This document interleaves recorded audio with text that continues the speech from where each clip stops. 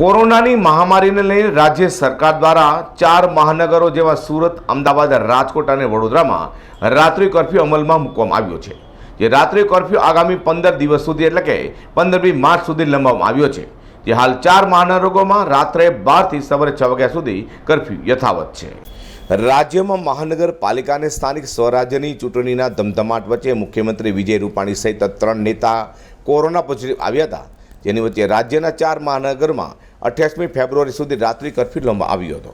ત્યારે રાત્રિ કર્ફ્યુમાં 1 કલાકની રાહત આપવામાં આવી હતી, જેમાં 12 થી સવારના 6 વાગ્યા સુધી રાત્રિ કર્ફ્યુ રાખવાનો નિર્ણય લેવાયો હતો।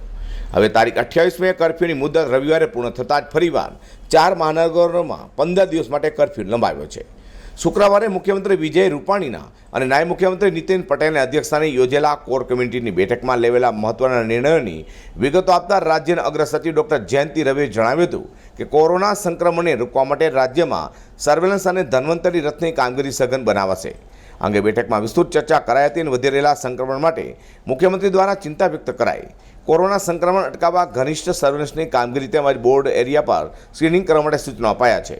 કોવિડ વેક્સિનેશન કામગીરીમાં સમીક્ષા કરી વેક્સિનેશન ઝડપથી પૂર્ણ થાય તે અંગે સૂચના પણ અપાઈ હતી। સાથે સાથે હવે 15મી માર્ચ સુધી રાત્રિના 12 થી સવારે 6 વાગ્યા સુધીનો કર્ફ્યુ યથાવત રહેશે। અઝર કુરશી સાથે પ્રકાશવાળા, G10 ન્યૂઝ।